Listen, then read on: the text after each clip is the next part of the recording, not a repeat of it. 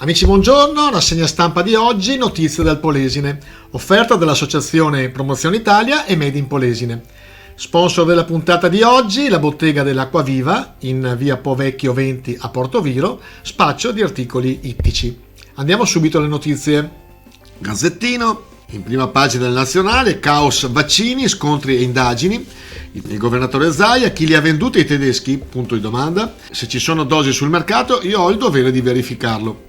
Da Perugia, inchiesta sulle offerte alle regioni e i NAS acquisiranno documenti anche in Veneto.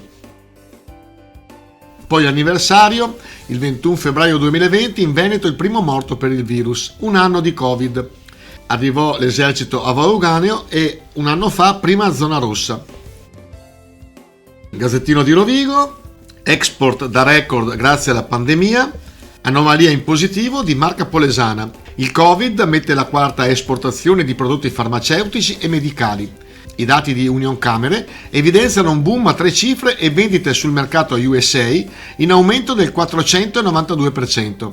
La Novamont di Bottrighe è una delle fabbriche a più alta redditività sull'onda di richieste che arrivano oggi dal settore farmaceutico e medicale.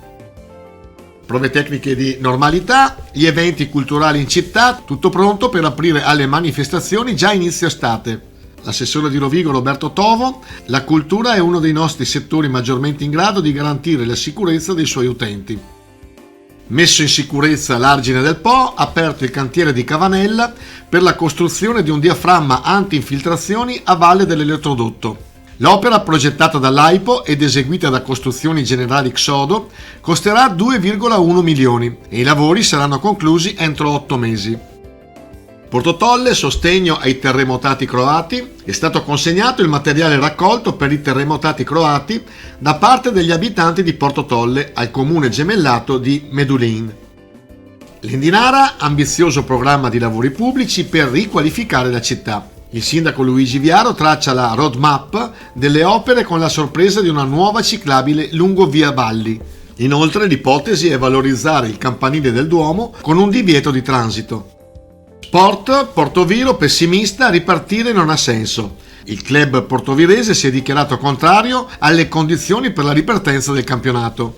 Infatti la società si è dichiarata contraria alle condizioni poste dalla federazione. È chiaro Luciano Vianello, direttore sportivo del Portoviro Calcio. Voce di Rovigo, la Camera di Commercio ferma, l'economia in Polesine mostra i lividi da Covid. Coronano le imprese giovanili, produzioni in netto calo e le previsioni sono incerte. Badia Polesine, un bonus anticalo demografico, la priorità è mantenere la popolazione sopra le 10.000 unità, una sfida per nulla facile. Infatti è ancora negativo il bilancio per l'andamento demografico del comune badiese, anche se si conferma appena sopra quota 10.000 abitanti. Adria, la buona notizia, ora Corte Guazzo rinascerà, un centro polifunzionale per la comunità. Ospiterà i servizi di salute mentale per tutto il distretto e la riabilitazione per disabili. Questo permetterà il recupero della struttura che diventerà centro polifunzionale dedicato alla salute mentale e alla riabilitazione nell'ambito della disabilità. Per finire, coronavirus in Polesine, 0 nuovi casi nelle RSA. Primo segnale della bontà delle vaccinazioni. Infatti, presso tutte le strutture, terminato il ciclo vaccinale con la somministrazione della seconda dose a ospiti ed operatori. Puntata finita, vi ringraziamo naturalmente per la fedeltà con la quale ci seguite. Vi ricordiamo che alle ore 11.50 e alle ore 14 siamo anche su Radio Diva, sulle frequenze di 94 e 100, e da Leandro Maggi è sempre un piacere stare con voi. Ciao ciao!